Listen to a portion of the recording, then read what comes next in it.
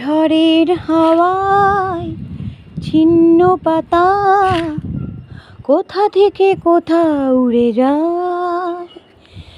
লিখেছে নিয়তি কার কপালে কি, সে তো কেউ জানে না যে হায়। নমস্কার বন্ধুরা, শুভ সকাল।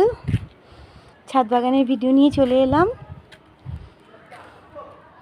আজকে কি সুন্দর একটা কলকে ধুত্র ফুল হয়েছে, দেখো।